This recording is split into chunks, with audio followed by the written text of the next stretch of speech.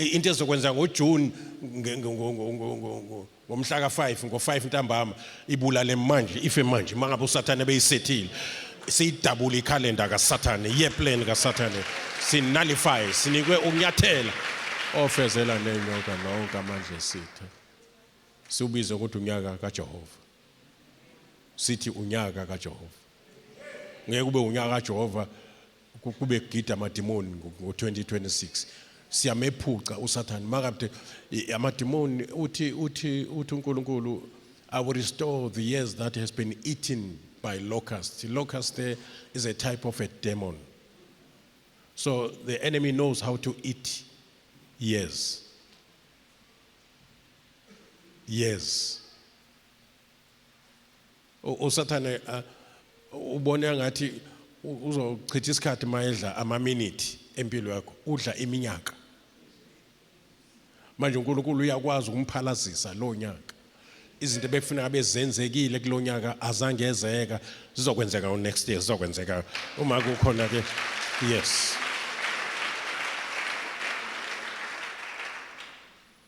yeah.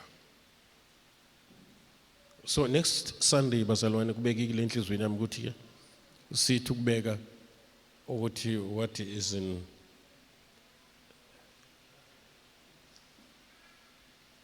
in the plan of God concerning CKC next year. Izinto esobe singena kuzo next year. Ithini vision, ithini plan, ithini mission as we are commissioned by Jesus. So I think it's imperative ukuthi sazi ukuthi ibandla lika Jesu ashona sonke ibandla lika Jesu. Yeah, we don't own it. You are not our own.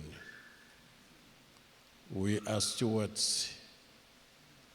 We are shepherding you under the chief shepherd, Jesus Christ. And as pastors, together with leadership, we have to have pastures. Pastor ongena pasture liyalamba ibandla. Funeke umelusi azisemadlelweni, aziholele emadlelweni. Uma ngabe ezokwelusa umhlambi womelusi omkhulu. So next year ke sobe sibuka next Sunday sobe sibuka the organism, life of the Church of Jesus Christ and the organization of the Church of Jesus Christ. Lezi zinto zibalekile kakhulu. Siqaleke ngeorganism. Senza show ukuthi ibandla lino Christ as life. Liumzimba kaKristu. So as from next year sizobe sibeka izinto ngokwe-order yezwi. Sikhuluma uma code of conduct, the rules and regulation procedures ezizenza ukuthi umsebenzi ufunction efficiently, professionally and prophetically, spiritually. Kube khona ukuhleleka zonke izinto mazenze kuzoba kuyiyona verse ewukhiye yenye ama-verse azoba ukhiye. Everything must be done decently and in order, because God is the God of order. He is not the God of confusion. And the vision will be written clearly. But as funanga organizer into engenai life, there must be life first before the church is organized according to the principles. Uthi Paul mayikhuluma noTimotheo uthi makwenzeka ngakwazi ukufika lapho Timothy ngikubhalela lencwadi ukuze wazi ukuthi kuhanjwa kanjani endlini kaNkulunkulu asihambi noma ikanjani. This is the kingdom with its constitution.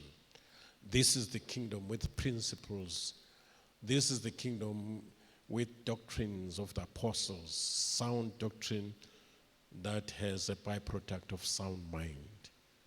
And it's very imperative. So Bugama systems for next year, as the body of Christ has got systems.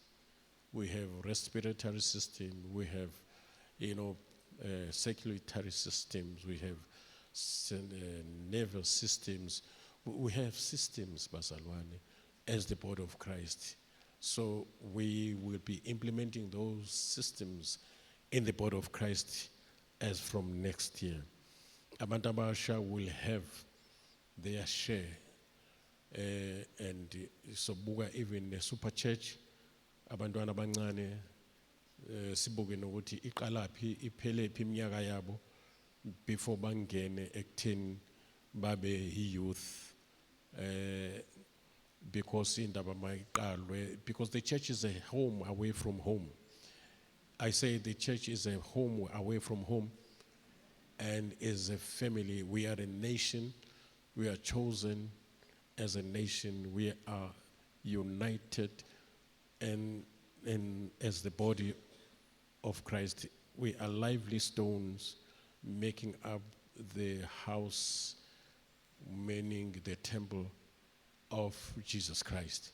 So zonke izinto ke bazalwane ezidinga ukusota out ngokwe procedure yebandla and regulations yebandla. Uma izinto zingahambi ngomthetho wazo, uma amanzi noma ukudla ungena to the wrong pipe emzimbeni, uyaxhelwa ukhwehlele because kube khona umthetho ongahambekanga ngawo as udla noma uphuza amanzi, angena kwi wrong pipe, angena emaphashini, kanti emaphashini ingena umoya. So bheka lezo zinto ngoba usathane uyayithatha ichance if there's no clear regulations, rules and procedures ezenza kube efficient ukusebenza kwebandla, kube khona ukushayisana. Njengoba imoto zihamba nje zihamba, they are regulated as they move. Ngoba ziningi, there must be rules and regulations. Kube khona ba enforcer lo mthetho bangama traffic officers. Umsebenzi wabo is to see to it ukuze sikwazi ukufika kwi destiny, asiugcine umthetho omgwaqo, siuhloniphe. We are doing ourselves a favor masenza kanjalo. Singoba masingakwenzi lokho, so experience into experiencewa abantwana ba-Israel in the book of Judges. Lithi iBhayibheli yayingekho uhlelo okwakufanele libe khona esizweni sakwa-Israyeli, sasingena nkosi, singenambonisi. Ilo nalo wayenza ngokubona kwamehlo akhe. Now once the church is well organized, umntwana mayisanda kuzalwa akatshela imithetho yala ekhaya until afika esitejini sikaqala sekuthiwa hayi ungakwenzi lokho, hayi akukhulunywa kanje, sesiqala sibeka manje ama principles of life, ama guiding principles of life ukuze angabi misfit to the community. Simenza develop ngokwengqondo, angagcini ngokudevelopa physical. Sibiza lonto kufuthi nange training of a child. Iyanamathela into engene nge training nge indoctrination yangena yafakwa. Iyanamathela akhule nayo umuntu, ishape ngisho future, ishape ngisho impilo yakhe. Ngisho ungena emshadweni sokukhuluma ngakho kube clear ukuthi ngena kanjani emshadweni. Ziningi izinto esizozimemezela la noma sizifundise ngokwendlela yokuze nowengenzi kahle asheshe acace ukuthi kusho ukuthi lo uyizimisela ukuthi abe cisho ngashela inye igama sengiyaliyeka. But ungambonga uNkulunkulu ngalonto ukuthi next year uNkulunkulu will be taking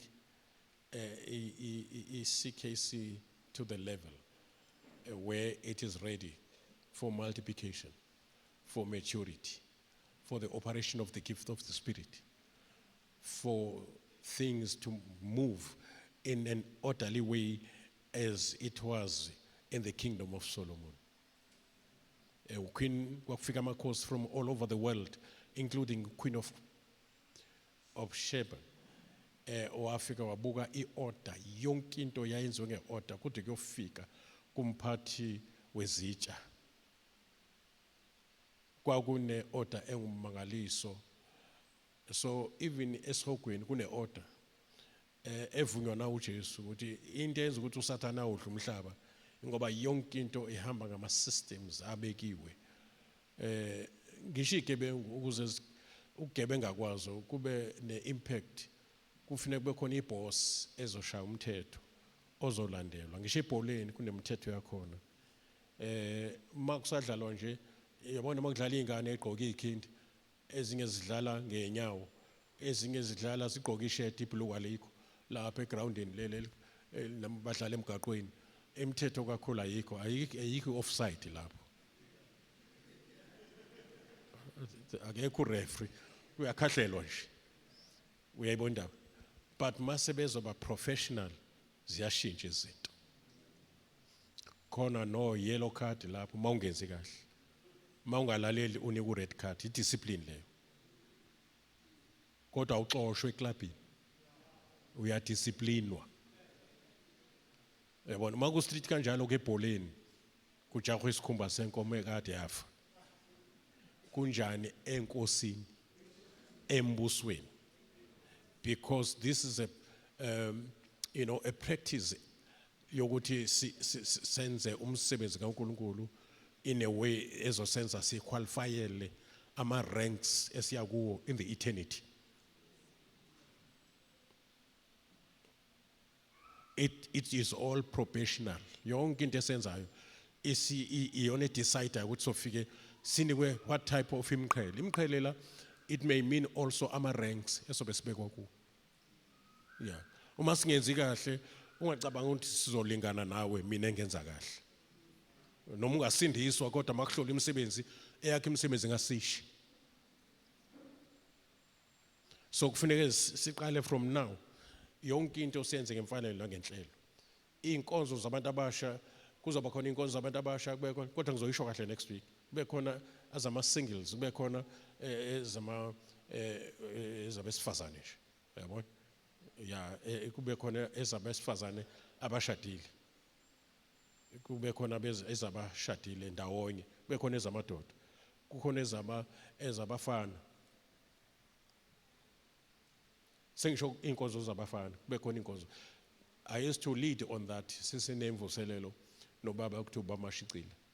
Young men, or Timothy, or Joseph.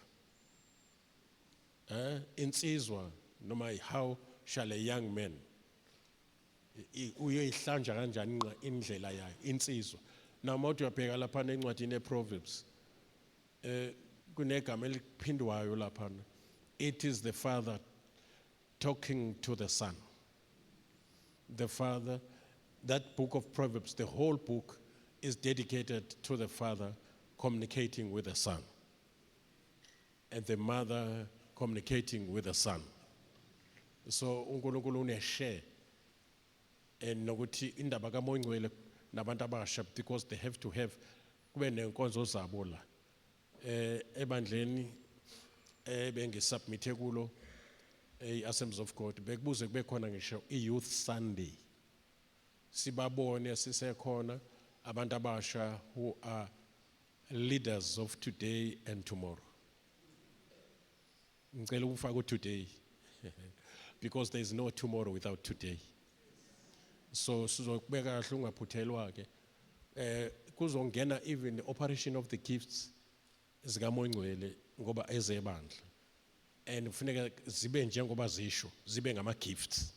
So igift ayithengwa iyamkelwa and iyafundiswa ngoba may operator kumuntu ongafundisiwe ngayo noma sengene esinye spirit akabayisabona.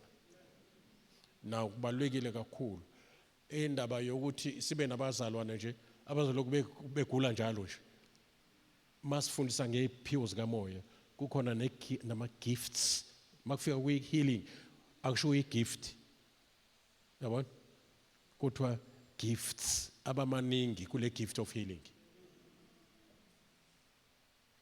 Ingakho kubuzeka ukuthi ngabe ukhona yini ogulayo phakathi kwethu ngoba it's not expected ukuthi kuhlela abantu abagulayo ebandleni ngoba ibandla ilona elusawuthi ilona elukuphila ilona elukukhanya ilona efuneke likholwe egameni ukuze libeke izandla phezulu kwabagulayo baphile lizakhe ibandla lapho sobe siliphushela ukuthi lifinyelele kuzakheni masihlangene kanje uma ekhona onehubo uma ekhona onesambulo uma ekhona nesifundiso esifishane just 5 minutes ngoba it's a public worship lapho sinikana khona izikhathi zokuthi sakhe ibandla ngalokho uNkulunkulu asiphathise khona kodwa asifunanga ukuthi sisheshe sinifake lapho nisakhula besibeka ifoundation qala ukuze masiyinyuka indlu ingacrack usekhona la endlini so ungaphuthelwa ke next Sunday which is the last Sunday sinani sesiyobonana ngonyaka ozayo kwi next Sunday yangonyaka ozayo so ungaphuthelwa uyikhulekele it won't be just an announcement yokuthi uNkulunkulu ufuna ukwenzani it's going to be a prophetic announcement it's going to be a prophetic announcement so sometimes I spend the whole night Moyingcwele ekhuluma nami ngohlelo njengoba ekhuluma noMoses 40 days and 40 nights ngohlelo lokuba khona kwakhe phakathi kwesizwe elanda iplan ye-tabernacle so ibandla liyindlu kamoya ufuneka iplan yakhona ngesikhathi nilele nina mina ngalali ngoba nokweluswa kwenu kuyasibiza ukuthi sibe nekhathi zongalali usekhona even this morning sometimes nenibone esifika ngalezi khathi esifika ngazo akuthi sube sirelaxile 5:00 nje sekuvukiwe and we have to spend time in the altar sikhulekela kumala singamphambi kwenu singazange sime phambi kaJehova wenu singayenzi lo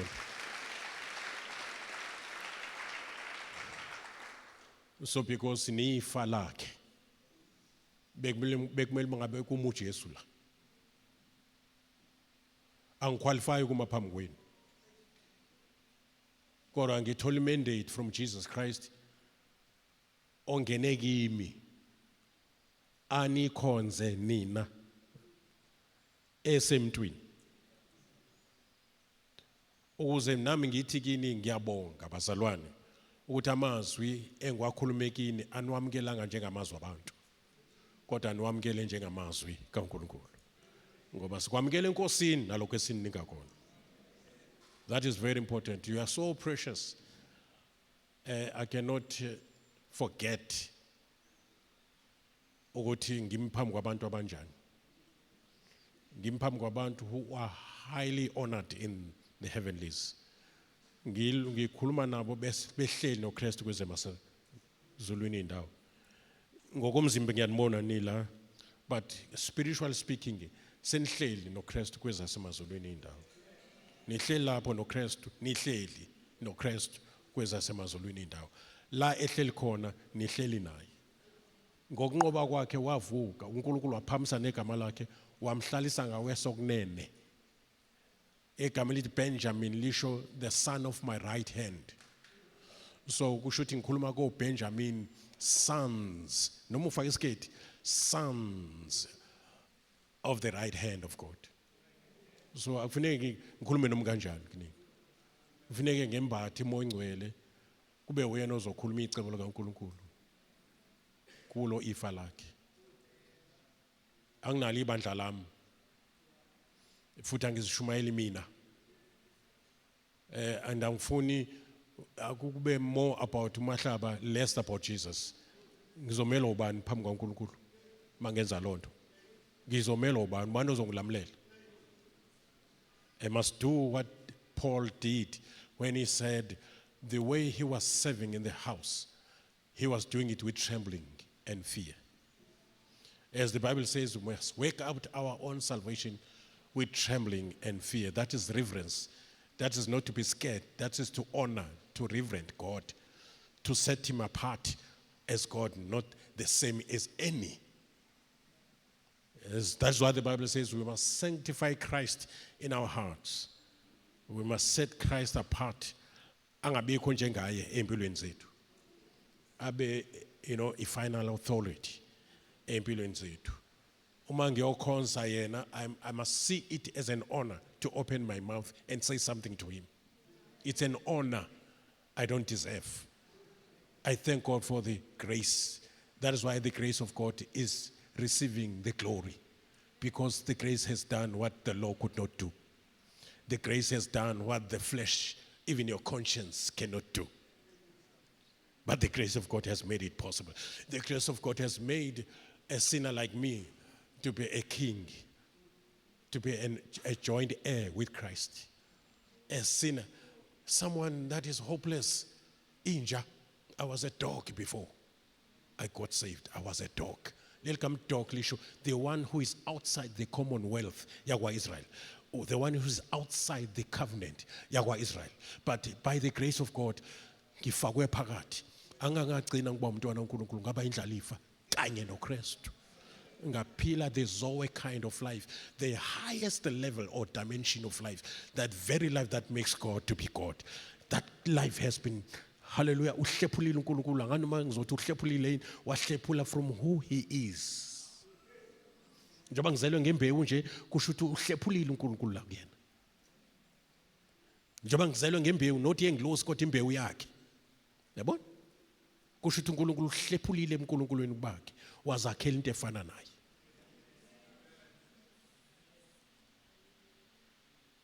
Because the kingdom of God is so huge, bazalwane. uNkulunkulu afune uNkulunkulu azakhele oNkulunkulu abancane abaphansi kwakhe, so as for him to run the whole universe. Noma segweba angagwebi yethu Jesu sibe ngabagwebi kanye naye.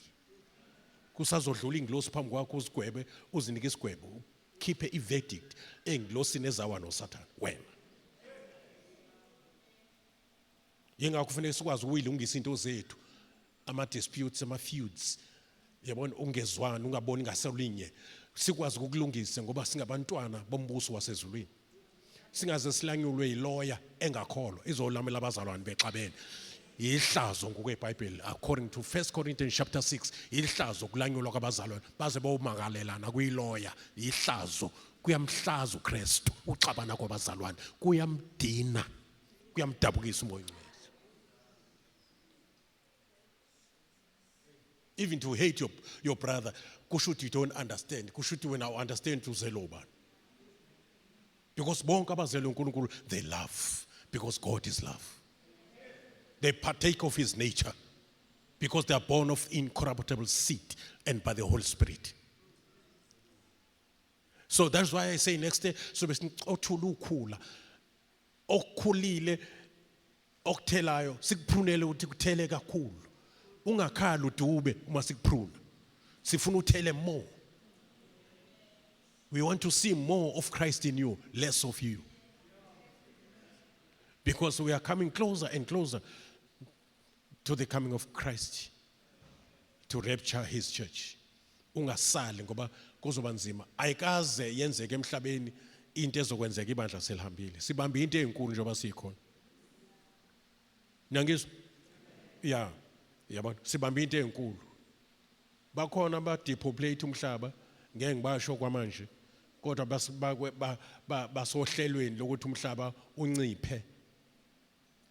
I heard one said to the level where about 500 million from 7 to 8 billion 500 million. Kuthi umhlaba uzohluleka ukungcwaba abafileyo bawo. It will be terrible mawusele. Ungasho ukuthi hayi ngiyophenduka emva mangibona ukuthi uJesu buya ngempela ngiyoba kulaba ababizwa kuthiwa ama tribulation saints. Awuzazi ukuthi uyoba inhliziyo yakhe injani. Ngoba the more behlukumezeka, the more uNkulunkulu lakala kaNkulunkulu lehlela phezukwabo, the more ebashaywa nangokushisa kwelanga nangamathumbu belunywa yizilwane eziphuma direct from hell. Ziyajima njengoba ngikhuluma nawe nje. We have 200 million, hallelujah, demons in a form of horses, like scorpions, with the tail of a scorpion. They will persecute, they will torture abantu for 5 months. And then abantu besaba ukufa bayokufuna ukufa kubabalekele. No one is going to die. There will be pains bengalala ubusuku nemini bezwa ama-pains. Ayajima lo madimoni awu-200 million ayajima azobe ndiza yonke le ndawo etinyela abantu abangazange bavuma i-offer yokusindiswa. 5 months, no sleeping, nothing. Uthi uyayilengisa ungafi kuze kuphele 5 months ulenga. Ukufa kuzobanjwa. Ukufa kuzobanjwa. Manje uJesu uza kwabamlindile. Anganoma likhona inhliziyo kwabasindisiwe lithi kwabamlindile. So indlela yokulinda ke bayihlambulula. Abanethemba ukuthi mayibuya bazofana naye bamhlangabeze. Bayazihlambulula, abahlali namagqubu, abahlali nento yokuthi uSibama ngizwile ekhuluma ngegama lami. Igama lakho mali elenzeni ngoba wena wafa wabethelwa kanye noKristu. Akusaphili wena uKristu ophilayo. Igama lani manje? Igama lakwenzani manje? Ayini inkosi yakho yathukwa. Inkosi yakho yafelwa ngamathe. Inkosi yakho yabhinqwa. Inkosi yakho kwathiwa inamadimoni. uBeelzebul uyinkosi yamadimoni. Meaning he is Satanist. uJesu uyakwazi lokho ebizwa ngeSatanist. Futhi ngenkosi yamadimoni. Kwathiwa yena akophetha amadimoni lo. Kuzophela ukuba oversensitive, hypersensitive. Kuzophela la ibandleni. Ukutetema kuzophela nya. Kusala amaqhawe esiphambano.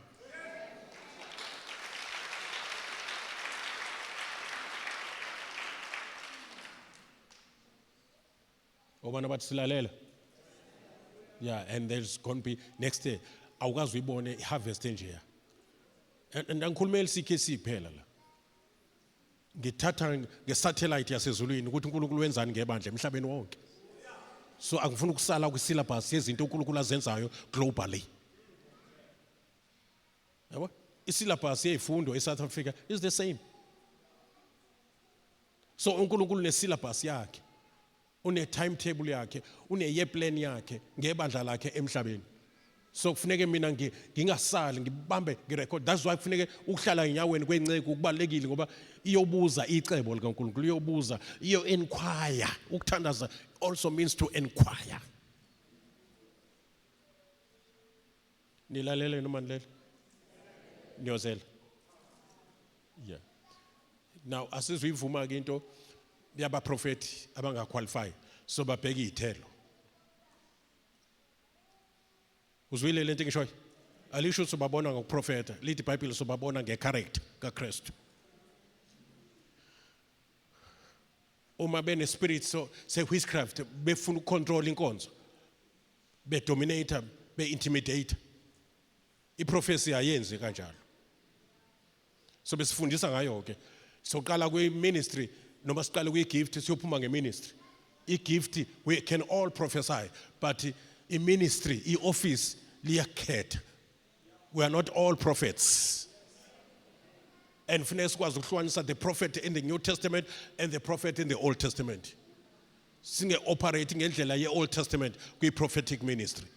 Si prophet because there were no apostles, there were no nikhona nokho.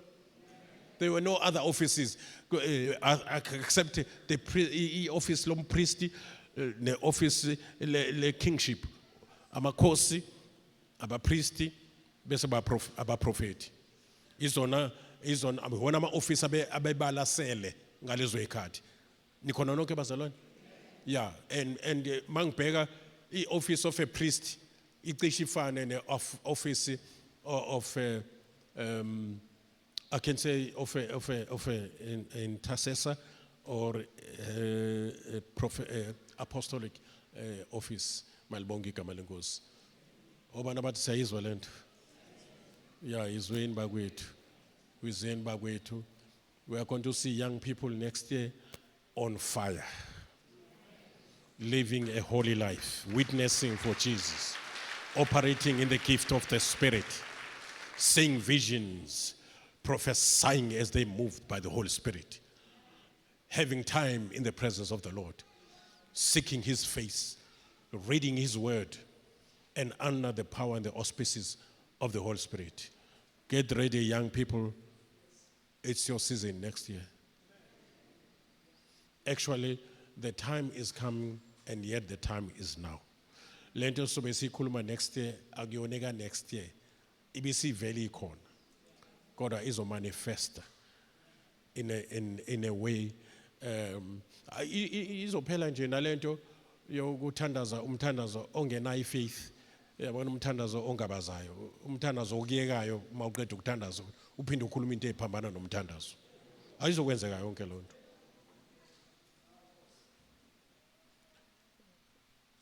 Uma kade unesimo sokuba uyastrugglisha umthanda uJesu kodwa uyastrugglisha. Kune part in you uyastrugglisha kuleyo part. There's a weak point. Uyamthanda uJesu kodwa uyastrugglisha. Izophela nya yonke lonto. So Holy Spirit will take over in your life fully. I mean fully. Ingqondo yakho izobanjwa amandla moyingcwele, umzimba wakho uzobanjwa amandla moyingcwele, imizwa yakho izobanjwa amandla moyingcwele. I mean ukukhuluma kwakho ulwimi awuzokhuluma noma kanjani, moyingcwele uyena ozobe control ulwimi lakho.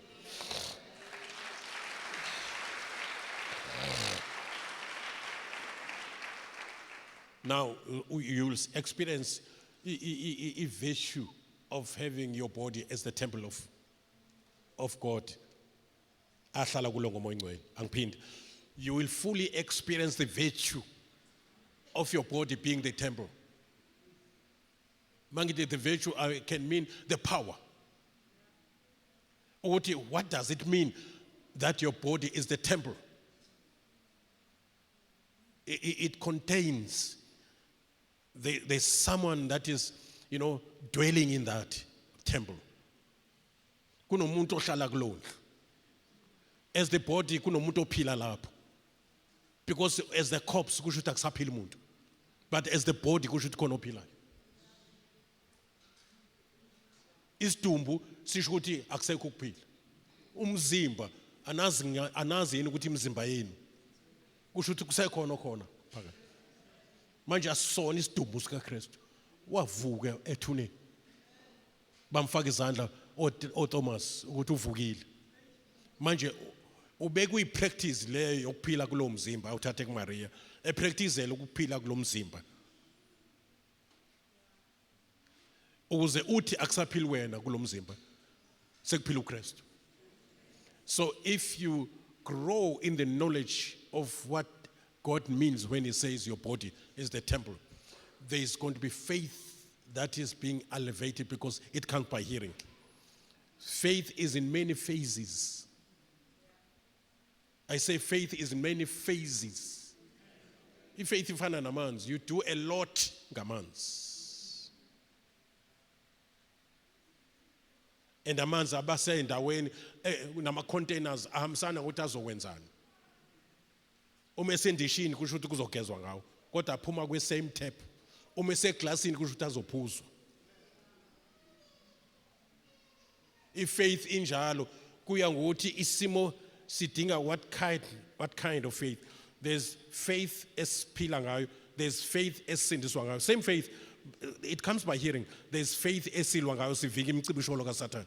There's faith esikhuluma ngayo, we believe therefore we speak. Kukhona ifaith iqondene ngikhuluma kanjani. Khona faith engithatha ngifaka ensindisweni. Khona faith ethi kuphilwa kanjani, the just shall live by faith. That type of faith iyona engenza ngiphile victoriously because it overcomes the world. How nikhona nonke bazalwane? Yeah, to walk by faith it's a lifestyle. To walk means to live, to have convocations, a type of life which is by faith. And ne grace ihambisana ne faith, grace ne faith. Ayigcini ngesikhathi usindiswa igrace.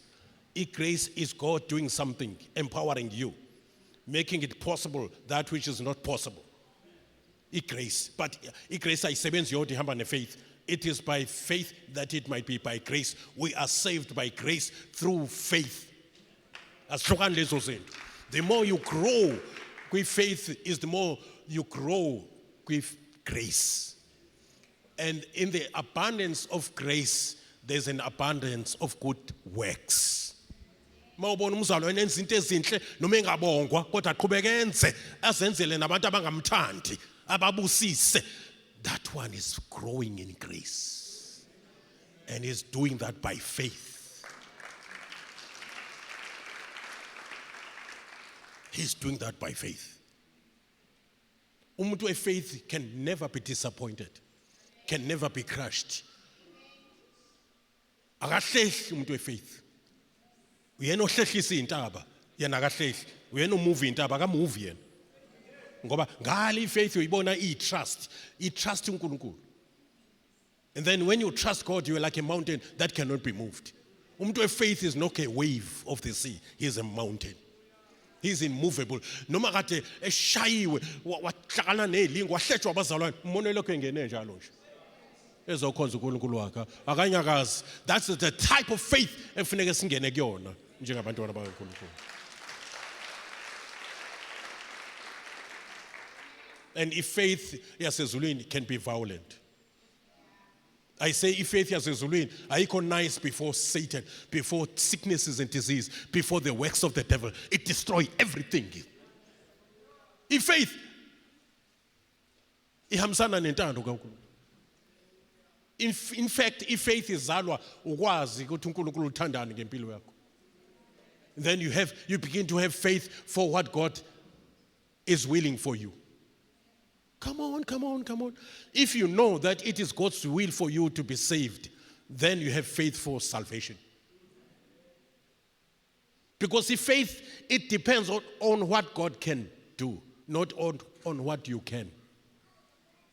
Because if faith your I can is limited, but God's can is unlimited. So if faith ikwenza ubheke umqalisi wayo nomphelelisi wayo. If faith is sustained ngokuthi ubheke bani. Come on. If faith knows no impossibility to those who believe, believers, to those who believe. So ukuze believing yakho ibe faith funeka ihlangane nemisebenzi. Once you believe and then you confess Jesus, that is faith. To be saved by that faith is believing coupled with corresponding action. We believe, therefore we speak. So if you believe and that's it, then namadimoni ayakholwa. Ukukholwa kwakho akuhlukile nokukholwa kwamadimoni, ayakholwa amadimoni. Kodwa awayenzi intando kaNkulunkulu amadimoni. They are not obedient to God, amadimoni. Awekho entandweni kaNkulunkulu amadimoni. Enza okuphambene nentando kaNkulunkulu. Uma amadimoni esuke obeya under oppression, under a force of a command from Jesus. Mayitha waphuma amadimoni ayayicelela ukuthi awungene engulubeni. Angena ezingulubeni, awangangena kwezinye izinto, awangangena kwizimvu zazikho, angena nje uJesu eshilo. But a force wayisimo. Ingakho kuzisikhatla onke amadolo azogoba. Ngisho uSathane uzobethe, kunesikhathi lapho uSathane ezobethe.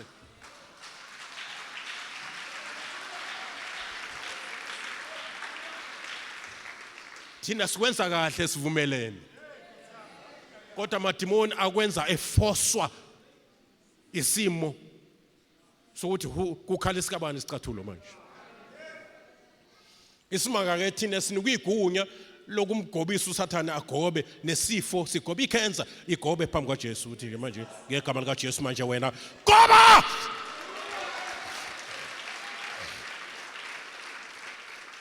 Izolento ngisho. Akufuneki nje bamasithengi nje kube khona into nje ezokudlala noma kanjani. No. Ayikho into nje ezokudlala noma kanjani. Ayikho into ezokudlala noma kanjani. Ngiyakutshela. Awuzoba ingozi next day. Already uyinkinga kwamanje.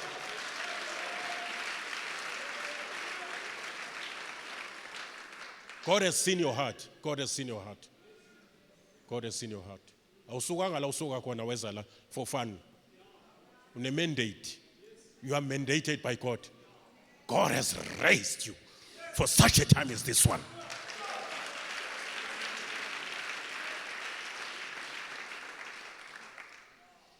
Wonke ngisho kumasite ngiphela, ngisho nakuwena. Tshela umakhelwane, nakithi uyasho lento ayisho, usho lento ayisho, uyisho la kuthini? Indaba okuthithiza next nje is over. We don't even want ukuthi lezi zimo zokuthithiza zi-serve notice. Asifaki.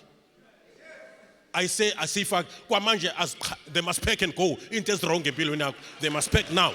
Zingalindu umhlaka 1 January. No. Not umhlaka 1 January. It's too late. Kunezinto kufanele zinga step their foot into the first second of the year 2026. Because that is the year especially for you. Yabo? Isikhathi asifane ebantwini. NgoJanuary abanye bazobe kwenza okunye noma behlelwa into ethile kodwa asehlelwa ngendlela efanayo ngesikhathi esifanayo. Sehlelwa ngokukholwa kwethu, sehlelwa ngokweplan kaNkulunkulu for us as individual. Khona iplan kaNkulunkulu yebandla, khona iplan kaNkulunkulu yomhlaba wonke, indalo yonke, inyanga namalanga yonke lonto njengoba kuze umhlaba omusha nezulu elisha, iplan kaNkulunkulu leyo. Lo mhlaba esikuwo namazulu nelanga lina yonke nenyanga kusazoshiswa umlilo ku renovate kube kusha konke. Indalo ingakho indalo ilindele ukubonakaliswa nokukhazinguliswa kwabantwana baNkulunkulu ngoba iyazi ukuthi mase sikhazinguliswa sesifana noKristu ngokuhlwithwa sithola imizimba emisha. Indalo iyobe isiyazi ukuthi nayo insindiso yayo iyasondela ngoba nayo indalo yathola isiqalekiso ngokona kuka Adam. Kwathiwa umhlaba uqalekisiwe ngenxa yakho Adam. So that is why indalo ilila ukuthi akusheshe ukukhazinguliswa kwethu. Ngoba kobe sekuchaza ukuthi ne redemption of the whole creation ephume ngezwi uNkulunkulu wadala ngezwi kwevele creation. Glory to Jesus. For these 7 years yale tribulation, one of the reasons why umhlaba uzoshalwa for 7 years is because uwonakalisa indalo kaNkulunkulu. Njoba sesidla nama-apula nje angezwakali sidlani. They are genetically modified. uNkulunkulu uyayibona lonto. Sesidla neenkuku ezingazwakali engathi sidla i-tissue. Mawuthi udla inkukhu uthi ngathi udla i-tissue. Funa kuyispice ukuze kuzwakala ukuthi konke ephekiwe. Bamosha indalo kaNkulunkulu. They will be punished for 7 years. Bathola uswazi kaNkulunkulu. Lapho kuzobe kujika ngisho imfula ibe yigazi. Seyiqalile imfula kuba red. Kuglisha uzoyibona. Seyiqalile imfula kuba red. There's a meteorite ezayo iyandiza emkhathini izoshaya phezulu komhlaba iMediterranean Sea izoshaya phezulu kolwandle and then the 1/3 of the sea will be destroyed. Sebeqalile ukuyibona laba buka inkanyezi but basola khona into ezayo engathi iza straight to this planet, which is a sign yokuthi kufanele sihambe masinya before ifike. Hey, osiyana.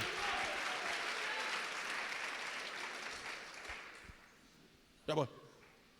Manje kufanele ibandla libe ready for the coming of Christ, libe ready for the move of God globally. I say libe ready for the harvest of souls. Libe ready for the glory of God to be made manifest. Before lihambe ibandla, it must be glorious church, without spot and wrinkle, holy. So 2026, the church will be taken to a very high level dimension. Kube ngathi uyaphuthelwa mawungeyange enkonzweni. Yokuthi wayibuka online ngenxa yokuthi mhlawumbe kanjani uyanqena, but unless ubanjwe into ethile ebalulekile kodwa ukukhonza kuzoba yinto engathi si addicted ngathi si etavern.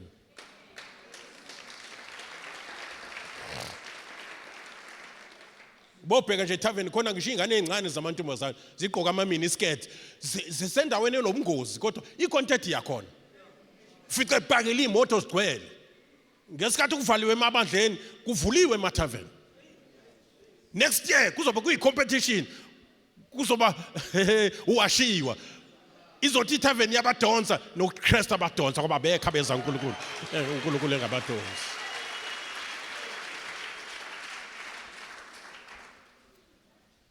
And kufanele senze yonke into as we are guided by the spirit of truth.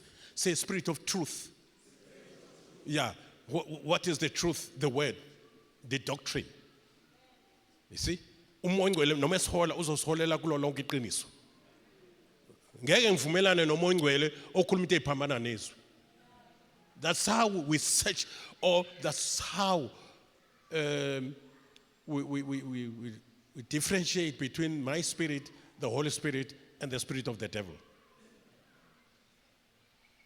They may sound the same, but bahluka ukuthi lo okuyena yena ukhuluma iqiniso lezwi. Usekhona le ndlela? Yes. So Christ is coming, and is coming very soon. So next year it will be a special year. And abanye uNkulunkulu ngenxa yokuba open minded babe nenhliziyo ezivulekile. Izulu alizulinde kuze kube umhla ka1. Bakhona la endlini uNkulunkulu uyangitshela. Izulu alizulinde kubona. Lasingakafika isikhathi sabezizwe ukuthi bahlomule ensindisweni uJesu ayeze nayo. Insindiso iqala kwaIsrael ngokweplan kaNkulunkulu. NoJesu ngesikhathi ethunyiwe iministry yakhe yaqala kwaIsrael. But kunabezizwe isikhathi sabo singakafiki abahlomula. Kunabezizwe abahlomula ngenxa yokholo ababenalo olungekho nakulaba aqalwa ngabo.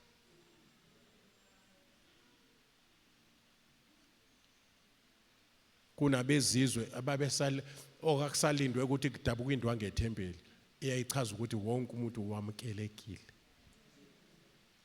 Kodwa bona bahlomula in the kingdom isikhathi sabo singakafiki ngenxa ye type yokholo ababenayo eyayingabonakali kulaba oqalwa ngabo.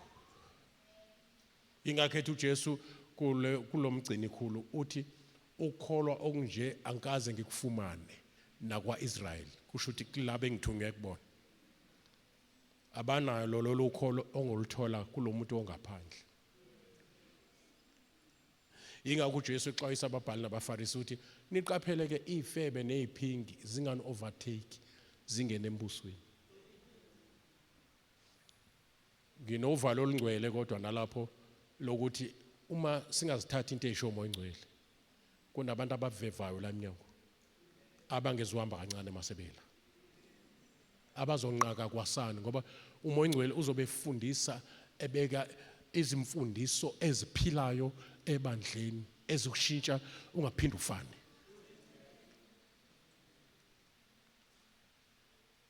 Usuku nosuku uNkulunkulu uyangitshela izinto azozenza nazo zisho ebese zenza according to ukusho kwakhe. Ziwumphako obekelwe unext year ziyamangalisa. Manje ungazizwa ungakhangezi kanje ngoba usujwayele ngoba kuza abazokhangeza kanje. Umuntu okhangeza kanje ozwa izwi afike ekhaya sekhohlwe ukuthi bekuthiwani. Letha lona ukwenza lento ebeyishungayelo nokuyiphila nokuthi imguqule agcine ukubusiseka nje kanti mawuzobusiseka ungashintshi kusho I was entertaining you. I was not inspiring you. I was not ministering to you. It was just an entertainment when. But laba abantu akhangeza kanje uzohamba uyipractice ayitest lento kade etshelwa yona ukuthi I act angabuzi ngama negazi laba bezayo. And so banesikole sabo special ungasijoyina nathi. Usekhona la endlini? And kuyashesha ngoba siyabizwa phandle. Asibona benu kuphela. Umhlaba ukhamisile phandle. Njengoba ngisho nje ukuthi kunenkonzo bengiyenza njalo ntambama.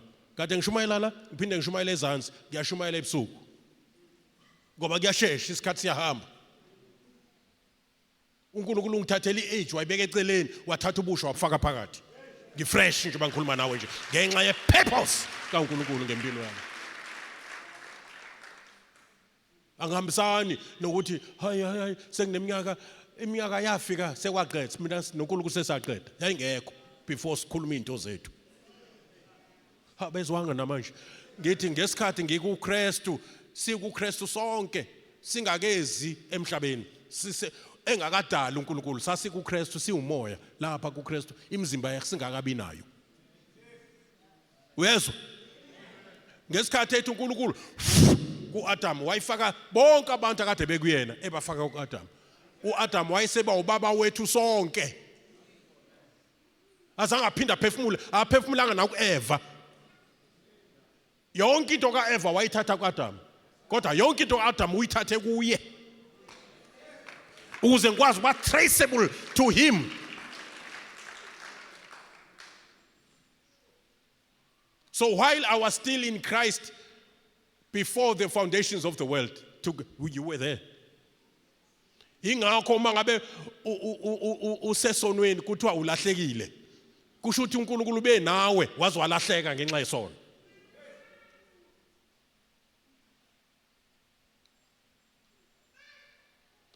Usekhona? So kunezinto ke ezikhulunywa nomuntu kaNkulunkulu esekuNkulunkulu. Ebese lo muntu ebese ba kuma loins of a man. Ebese phumela kwi womb of a woman. Ebese phumela engakaphumi lapho se ordeniwe seqediwe. Before I formed you, before conception, besazana wena nawe. Bengikwazi mina. Ngingakaqala ukwenzela indlu ozohlala kuye emhlabeni. Idokodo elumzimba wakho. Mina nawe besazana. Ungakulinge uthi awungazi mase ngikhuluma sewusemzimbeni.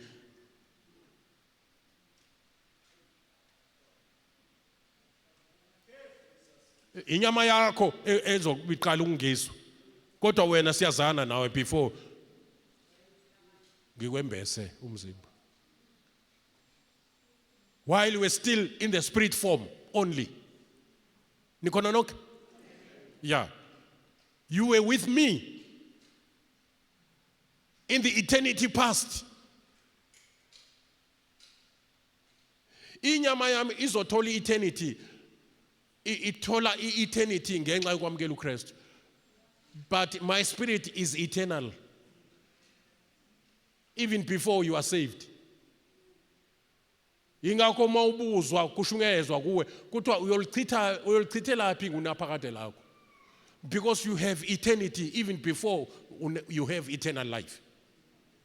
Before you have Christ in you, you are an eternal being because of that spirit in you. Ekuyekuthiwe you are gone. Usishiyile emhlabeni. Ushiya kanjani umzimba ula?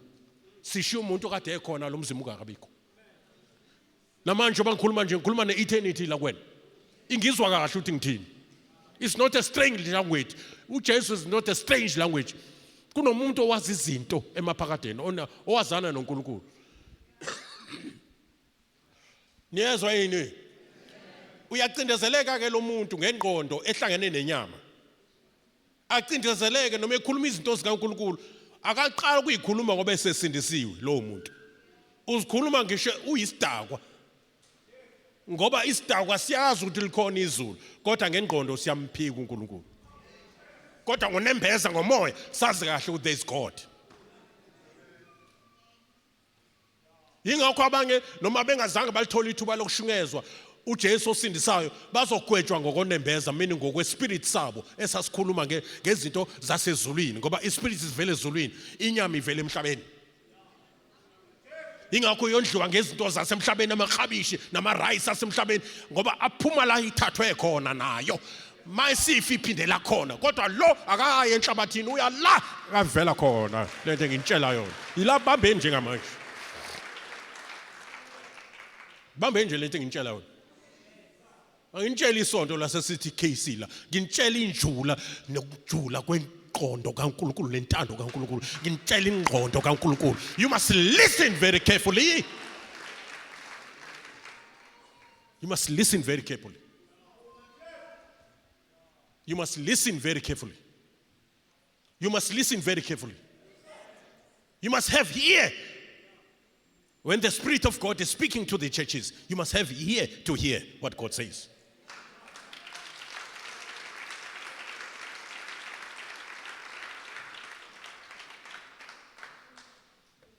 Mhlawumbe abanye bebe ugupha nje bejabula nathi ukuthi bamahlabo esemsezeni kaNkulunkulu for 50 years. God was preparing me for you for all these 50 years. Abanye bagcina ema-college, ema-universities, bahlala 5 years, bahlala 7 years. Mina 50 before ngime phambi kwenu. 50. Ukuze ngiqualifyele ukuma phambi kwenu. Ingakho sometimes ngishumayela ngazi ngalifuni nevesi ngoba lethu isisemathanjeni lento. Yabona? Isemathanjeni lento. And ingcinile all these 59 years ingcinile I will be 60 ensindisweni next year. Manje ngifuna nani nigcine nani gijima 60 70 80.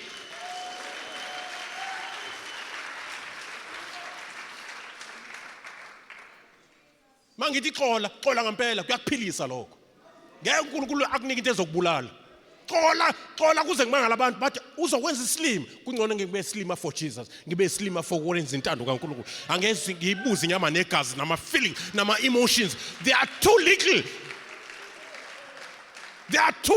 ama emotions uthi angalida mina. I'm led by the Holy Spirit, not by emotions. Ama emotions are just there to report with something is wrong is happening, not to tell me what to do after that. I'm not going to allow my emotions, even if I feel bad. Feeling bad is not to be destroyed. It's a sign that something bad has happened. So it's up to me, under the auspices and the help of the Holy Spirit, to respond, not to react, but to respond. Not to react to the situation, but to respond, given a responsibility, given the ability to respond according to the Spirit, not according to the flesh. So that I can have peace and life in me. Ngoba ngihambe ngomoya angahamba ngenyama.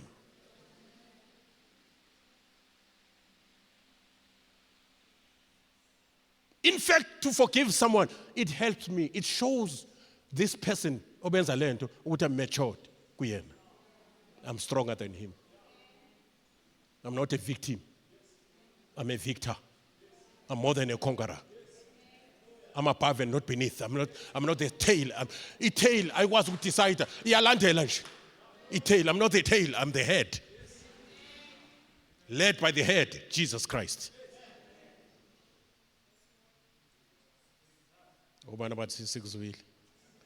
No, I don't have to. Sometimes I don't have to pray for you.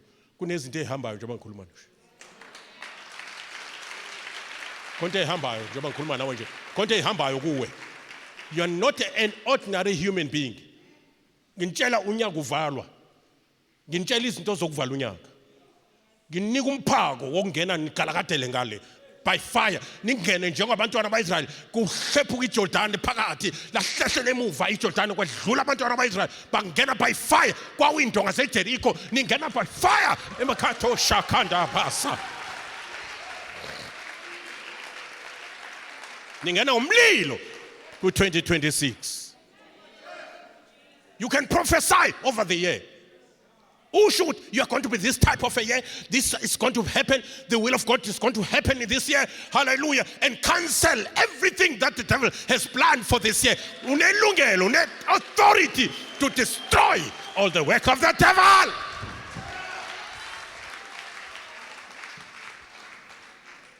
And make sure in those 2025 better we are ngwabas. Salon 2025. Ungene kwezika 2026. Yazi mawuphuma embedeni uyakhumula amapijama ugqoke ezokuza enkozweni. Khumula amapijama ka2025 ugqoke ezokuswenka for 2026.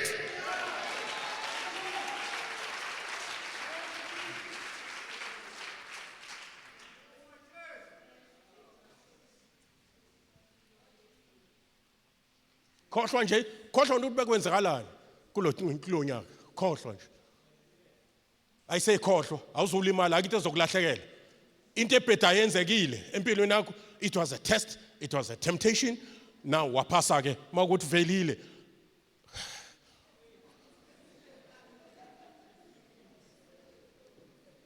Konje kuthiwa yini mabe isifundo ungasipasanga buso sibhala kabusha kuthiwa supplement ake mzalwane lungisa ungakangeni lungisa ufune ungene exemption lapha. Hey, I say 2026 get an exemption.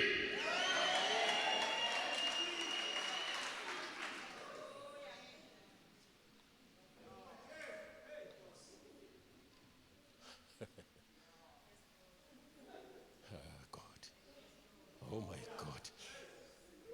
Now this Sunday, say this Sunday. Ngivumele ngithathe whatever the enemy has put on you right now. Ngivumele ngithathe ngihlibule. Yebuza isikhumba esidala sika 2020. Yebuza now in the name of, you can rise, you can stand on your feet now in the name of Jesus. Yebuza manje. Yebo. Shikarosh baratandos makasha. Tekorosh. Tandos marokosha. Krakarabosha kalabas. Shikidabate. Yebuza manje, umoya ngcwele manje is taking over your life. uNkulunkulu is imparting something. There's an impartation. There's impartation. God is doing wonders, and you are being given the keys for kuneminyango ezovulwa wena. Come on, kuneminyango egcina amagugu akho. I'm giving you the keys for those doors. Uzomangala usathanda uvule kanjani la? Yeah, I'm giving you the keys. I'm giving you authority. I'm giving you power. I'm releasing. I'm unleashing within you what is there. As Jesus is in you, there is power in you. As the Holy Spirit is in you, there is power in you. As the blood of Jesus is in you, there is power in you. As the word of God is in you, there is power of the word within you. As the name of Jesus is in you, there is power and authority vested in the name of Jesus in you. I'm unleashing the power. You will be a powerhouse in the name of Jesus. When you say Father emthandazweni kuhlephuka isihlalo samadimoni ungakasho ukuthi uzothina emthandazweni usathi baba egameni kaJesu akunyazi isekelo zamadimoni in the name of Jesus Christ of Nazareth. Arabo shakalala basanda laba bando spukorobo salatika lo sagaraba. Yes. Kuneminyango ebirefuser uthatha abameli ezinye izinto uyithathele nabameli. It's not wrong, it's biblical. Hallelujah. Uthatha abameli, but it seems as if this thing, hallelujah, is perpetual. This thing is ongoing. This thing is like a redundance of repetition happening in your life. No, stop it, devil. Stop it in the name of Jesus. We bury everything of the past. We bury everything that is of the enemy. We are digging a big hole. Hallelujah. It's a funeral for these things of 2025. God is about to do a new thing. God is about to do a new thing. Hallelujah. Engage. Hallelujah.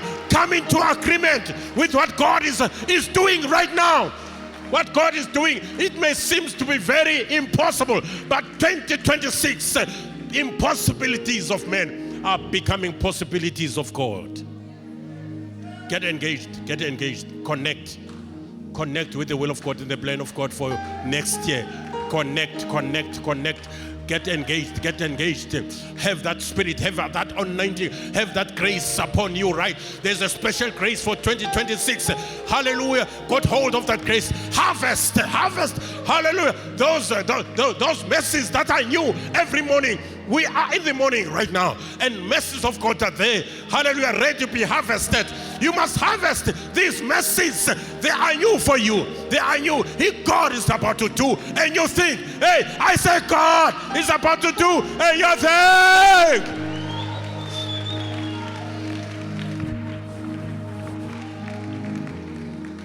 After this message, I'm giving you the reason to celebrate. I'm giving you the reason to give God all the glory. I'm giving you the reason to have faith that never reverses. I'm giving you the reason right now to say, Father, I thank you. I bless you. Hallelujah. I receive it as it is. Right now, in the name of Jesus, 100% of all that God has said. It will be something that God is doing, and if God has done, ready to do it. In the name of Jesus, I receive 100% of all that God has said. Not a single person, not a jot of his word will fall down. In Jesus' name, you can begin to celebrate. Thank you, Jesus. Oh, hallelujah, hallelujah. Thank you, Jesus. Akushaya izandla zakho kakhulu. Oh, hallelujah. Thank you, Lord. Sisazovula umlomo.